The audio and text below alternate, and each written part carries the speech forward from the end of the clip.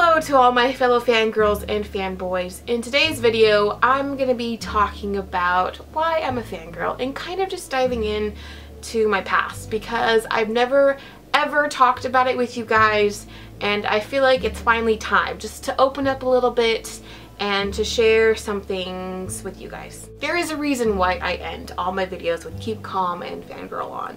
I think it just fits who I am right now, and as an adult fangirl, or as much as an adult as I could be right now. I think everyone is a fangirl to a certain extent. If you get excited about something or someone, then that pretty much sums up what a fangirl is. I've been struggling a little bit with my identity here on YouTube. I make videos about movies, about TV, about books, about fashion and beauty.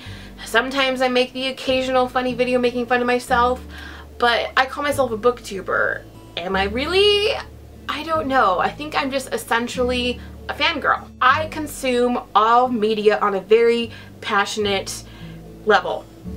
I would say I became an official fangirl when Twilight hit my freshman year of high school.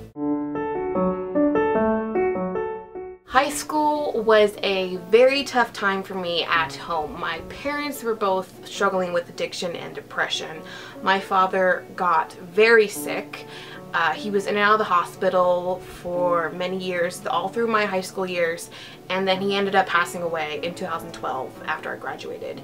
My father was our sole provider, and his business went under. We went bankrupt, we lost our house, and we were just kind of very, very helpless. And the only place that I found solitude in, or that I was ever happy, was one, church, and the other thing was Twilight. In my online bios, like on Twitter and Instagram, I do make it known that I am a Christian by faith and fangirl for life. I definitely think you can be both, because you just have to be careful not to idolize something over God. But that is an entirely different video that I may or may not do in the future. I found my love for reading through Twilight. It was the first book that I could not put down, and it was my only escape during those tough, painful years.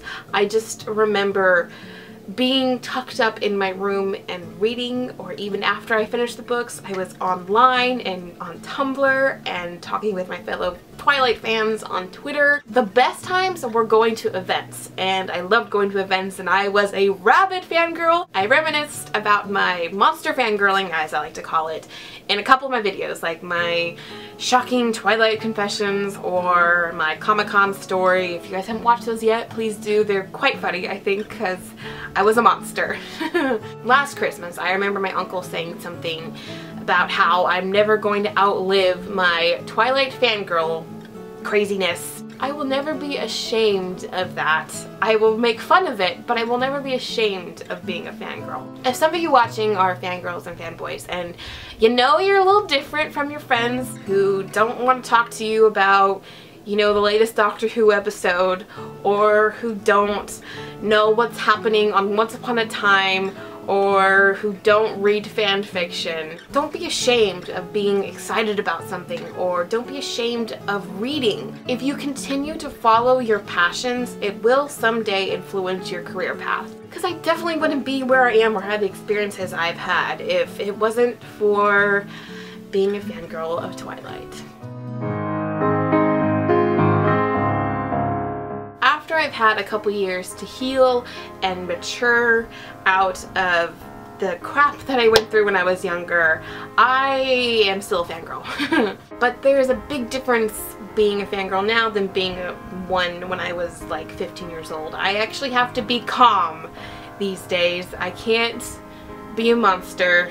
I can't knock over my mother to get to Robert Pattinson anymore. Nope. I think it's amazing how Twilight opened up the audience for young adult books. I mean, the young adult section at Barnes & Noble was not how it is now. When I talked about Twilight as being one of my favorite books in my favorite books of all time video that I uploaded back in December, I still get these hater comments or these troll comments about how could you ever like Twilight, or how could Twilight be so influential in your life. To those people, I would like to say that Twilight was the biggest grossing female-driven franchise ever. It also was the highest grossing female directed movie ever, and nothing has come along to top that. So go us females for making Twilight what it is today and making it a phenomenon. I think that's all I have for you guys today. I just kind of wanted to explain my past and explain why I'm a fangirl and kind of share my story with you guys for the first time. I am definitely going to continue being a fangirl. I still fangirl over so many things. I mean, you all know. It's definitely been such a blessing being a fangirl, at least for me.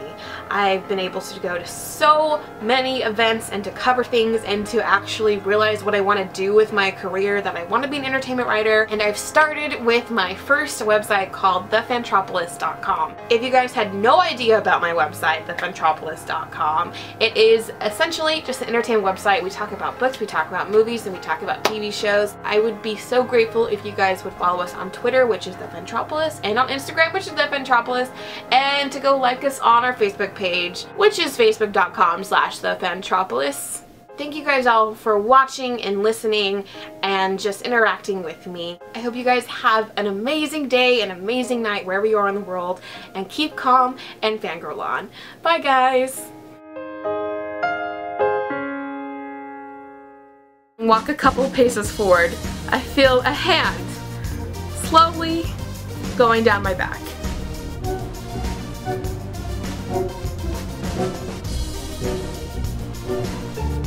In my mind, I'm like, what the heck? Who